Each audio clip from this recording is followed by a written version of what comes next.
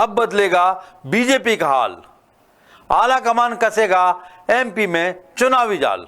गलती करने वालों पर गिरेगी गाज, पुराने चेहरों पर होगा नया वार। नमस्कार, मैं हूं हरीश देवेकर और आप देख रहे हैं न्यूज स्ट्राइक। कर्नाटक चुनाव से फारिग होकर बीजेपी आला कमान ने चैन की सांस नहीं ली है, बल्कि एक्शन मोड ने और रफ्तार पकड़ ली है। कर्नाटक में प्रचार थमते ही पीएम नरेंद्र मोदी का राजस्थान में रुख करना इसी बात का बड़ा संकेत है। अब नजरें राजस्थान और छत्तीसगढ़ के अलावा मध्य प्रदेश पर जमी होंगी, बल्कि यूं कहें कि मध्य प्रदेश पर ही ज्यादा होंगी तो भी कुछ गलत नहीं होगा। चुनावी साल के पहले से ही मध्य प्रदेश में बीजेपी के कई नेता अपने अपने स्तर पर सर्वे करा रहे हैं। कुछ सर्वे नेताओं की इच्छा से हुए तो कुछ को सर्वे करने और नब्ज जानने की जिम्मेदारी सौंपी गई। गिले शिकवे, शिकायतें और कमजोरियां सबके सामने आ चुकी हैं, लेकिन उन पर अब तक कोई फैसला नहीं लिया जा सका। लेकिन अब समझ लीजिए कि एमपी में फैसले की घड़ी आ चुकी है। आला कमान का सारा फोकस अब मध्य प्रदेश पर होगा। सख्त फैसले लिए जाएंगे और ताबड़तोड़ बदलाव भी हो सकते हैं। कुल मिलाकर ये समझ लीजिए कि आने वाले चंद दिनों में सारे संशय दूर हो जाएंगे और ये साफ हो जाएगा कि बीजेपी किस ट्रैक पर आगे बढ़ने वाली है। 2023 के विधानसभा चुनावों को देखते हुए बीजेपी एक्टिव तो पहले हो गई, लेकिन किस राह पर चलना है ये तय ना हो सका। कई दिग्गजों ने प्रदेश की नब्ज जानने की कोशिश की। सर्वे पर सर्वे भी हुए, लेकिन उन सर्वे पर एक्शन क्या लिया गया ये अब तक नजर नहीं आया था। सरकारी और संगठन के स्तर पर भी कई योजनाओं का ऐलान हुआ, कई अभियान चलाए गए, लेकिन उनका हासिल कुछ दिखाई नहीं दिया। इधर चुनाव नजदीक आते चले जा रहे हैं, लेकिन अब आला कमान यानी बीजेपी की वो तिकड़ी जिन पर पूरी पार्टी का दारोमदार है, पीएम नरेंद्र मोदी, केंद्रीय गृह मंत्री अमित शाह और राष्ट्रीय अध्यक्ष जेपी नड्डा कर्नाटक से फ्री हो चुके हैं। अब उनकी नजरें राजस्थान और छत्तीसगढ़ पर तो होंगी ही, मध्य प्रदेश पर खास फोकस भी होगा। इस प्रदेश को बीजेपी किसी हाल में गंवाना नहीं चाहेगी, लेकिन यही वो प्रदेश है जहां बीजेपी को सबसे ज्यादा और अलग अलग शिकायतें मिल रही हैं, जिन्हें जानने के लिए अब तक कई सर्वे भी हो चुके हैं। खुद जेपी नड्डा और अमित शाह अलग अलग दौरे कर सत्ता और संगठन के लोगों से मुलाकात कर चुके हैं। क्षेत्रीय संगठन महामंत्री अजय जामवाल ने हर जिले में जाकर कार्यकर्ताओं से मुलाकात की और गोपनीय सर्वे भी किए। सीएम शिवराज सिंह चौहान भी टिकट के ख्वाहिशमंदों की रिपोर्ट ले चुके हैं। टिकट के दावेदारों के लिए तो 3 इंटरनल सर्वे का दावा भी किया जा रहा है। खुद ज्योतिरादित्य सिंधिया भी अपने समर्थक और अपनी स्थिति जानने के लिए सर्वे करा चुके हैं। हर सर्वे में चौंकाने वाले नतीजे सामने आए। शाह और नड्डा की बैठक में भी ये बात सामने आई कि कार्यकर्ता बेहद नाराज है। जामवाल के सर्वे के वैसे तो कई बिंदु गोपनीय हैं, लेकिन मोटे तौर पर यह बात सामने आई कि सत्ता और संगठन का तालमेल तकरीबन ना के बराबर है। कार्यकर्ताओं में भारी नाराजगी है। सीएम के सर्वे में मंत्रियों के प्रति नाराजगी और संगठन की कमजोरी उजागर हुई तो संगठन ने अपने सर्वे में दावा किया कि अफसरशाही इतनी हावी है कि कार्यकर्ताओं और लोकल नेताओं की सुनवाई ही नहीं हो रही। सिंधिया के सर्वे का लब्बोलुआब भी ये रहा कि उन्हें पुरानी भाजपा का साथ नहीं मिल रहा है। बीजेपी की विकास यात्रा में एंटी इनकम्बेंसी और जनप्रतिनिधियों के लिए नाराजगी भी साफ नजर आई। कुल मिलाकर शिकायतें ही शिकायतें, जिन्हें जमा करें तो शायद बीजेपी कार्यालय का एक कक्ष भी कम पड़ जाए। लेकिन ये कोई नहीं जानता कि आला कमान के दरबार में भिजवाई जा चुकी इन शिकायतों का अब करना क्या है। पर अब तस्वीर साफ होने में ज़्यादा वक्त नहीं बचा है।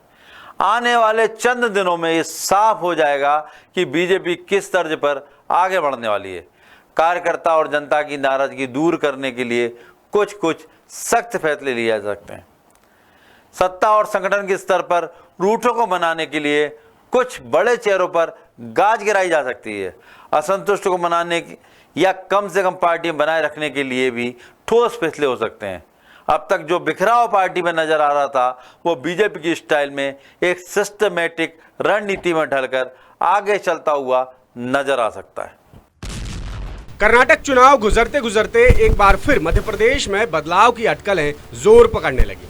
ये तय माना जा रहा है कि कर्नाटक में सख्त फैसलों की कामयाबी के बाद बीजेपी यहां भी सख्ती से ही फैसले लेगी, जिसका शिकायत कई बड़े नेता हो सकते हैं, खासतौर पर वो नेता जो बेबाकी के साथ अपना असंतोष और बगावत पार्टी के सामने जाहिर कर चुके हैं। उनको लेकर पार्टी का रुख क्या होगा, ये बहुत कुछ बस चंद ही घंटों में तय हो जाएगा।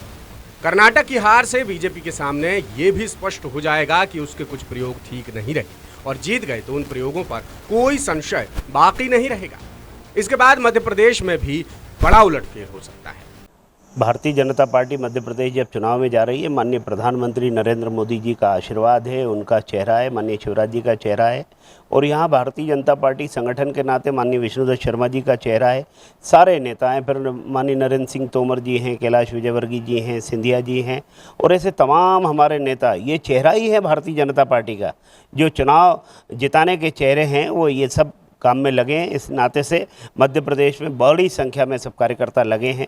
निश्चित रूप से दिन रात परिश्रम करके माननीय शिवराज जी उन कार्यक्रमों को पूरा कर रहे हैं जो उन्होंने संकल्प लिया था। पंडित दीनदयाल उपाध्याय जी के एकात्म मानव दर्शन से प्रेरित होकर के अंत्योदय के उस मंत्र को पूरा करने का काम माननीय शिवराज जी के नेतृत्व में हो रहा है। इसलिए मध्य प्रदेश परिस्थितियां अलग हैं, बाकी सबके हिसाब से हम यहाँ चुनाव की तैयारी करते हैं। इस नाते से मध्य प्रदेश भारतीय जनता पार्टी का कार्यकर्ता हर क्षेत्र में 230 विधानसभा में ही काम में सक्रियता के साथ जुटा है और 2023 का परिणाम काम के आधार पर आएगा, विकास के आधार पर आएगा और मध्य प्रदेश में भारतीय जनता पार्टी की सरकार बनेगी। फिलहाल मध्य प्रदेश में बहुत से फैक्टर्स पर बीजेपी की नजर है, जिनमें से कुछ कर्नाटक की राजनीति से मिलते जुलते हैं। यही वजह है कि कर्नाटक मॉडल की कामयाबी या नाकामी मध्य प्रदेश में बड़े बदलावों का कारण बन सकती है। अब आपको बताते हैं कि मध्य प्रदेश में कर्नाटक मॉडल क्यों लागू होगा। दरअसल दीपक जोशी कांग्रेस में शामिल होकर बागियों को रास्ता दिखा चुके हैं। कई दिग्गज टिकट कटने के डर से पहले ही ये ऐलान कर चुके हैं कि उनका चुनाव लड़ना तय है। कर्नाटक हारे तो राहुल गांधी की यात्रा का इम्पैक्ट मध्य प्रदेश में भी समझना होगा। एंटी इनकम्बेंसी चरम पर है और मंत्रिमंडल में जगह ना मिलने से कई लोग नाराज हैं। सख्त फैसलों की जद में उन नेताओं का आना तो लाजमी है जो बगावत जता चुके हैं। एंटी इनकम्बेंसी के चलते मंत्रिमंडल विस्तार और फेरबदल से इनकार भी नहीं किया जा सकता। ये भी माना जा रहा है कि कई सिंधिया समर्थकों का कैबिनेट में कद घटेगा ताकि कार्यकर्ताओं की नाराजगी काबू में रह सके। गाज अगर सीएम के चेहरे या प्रदेश अध्यक्ष के पद पर गिरी तो भी हैरानी नहीं होगी। हालांकि ये भी माना जा रहा है कि बाकी प्रदेशों से मध्य प्रदेश का हाल अलग है, इसलिए यहाँ बीजेपी ज्यादा छेड़छाड़ नहीं करेगी। देखिए, मध्य प्रदेश में एक बड़ा वो बन गया है, मतलब एक चर्चा का विषय बन गया है कि मध्य प्रदेश में एक नहीं 3 भारतीय जनता पार्टी हैं।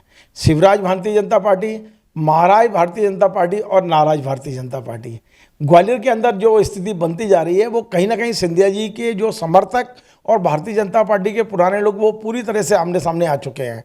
यदि भारतीय जनता पार्टी की सरकार ने सिंधिया समर्थकों को नहीं साधा तो निश्चित तौर पे एक बहुत बड़ा विरोध सिंधिया खेमे में भी दिखाई देगा।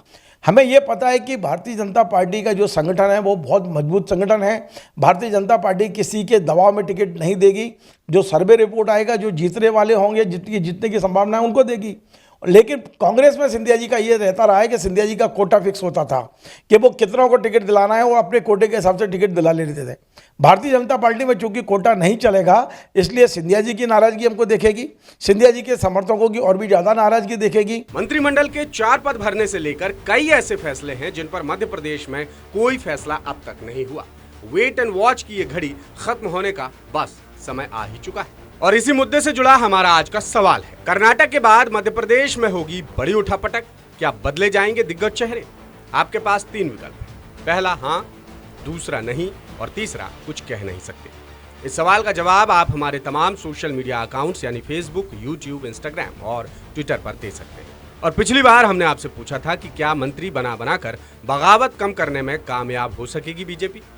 इसके जवाब में मात्र 20% लोगों ने कहा हाँ, जबकि ज्यादातर लोग यानी 78% लोगों ने कहा नहीं। 2% लोग बोले कुछ कह नहीं सकते।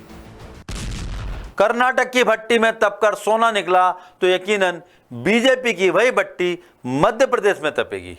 और अगर सारी मेहनत पिघल कर बह गई तो मध्य प्रदेश में अलग से समीक्षाओं का दौर शुरू होगा, जिसके बाद ये तय होगा कि मुख्यमंत्री, प्रदेश अध्यक्ष जैसे आला पदों पर बदलाव होंगे या नहीं। असंतोष जताने वाले और टिकट की जिद पर अड़े नेताओं के साथ क्या रणनीति अपनाई जाएगी, इस पर सटासट फैसले हो सकते हैं, जिसके बाद प्रदेश बीजेपी में सियासी बवाल आना तय माना जा रहा है। नमस्कार।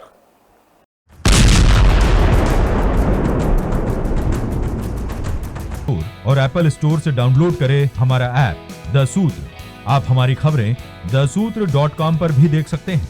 Social media platforms Twitter, Facebook और इंस्टाग्राम पर भी हमें फॉलो कर सकते हैं। साथ ही यूट्यूब पर भी हमें सब्सक्राइब करें। यदि आपकी नहीं हो रही कोई सुनवाई और आपके पास है कोई खबर, तो हमारे व्हाट्सएप नंबर 70000024141 पर भेजिए और बनिए हमारे सूत्र।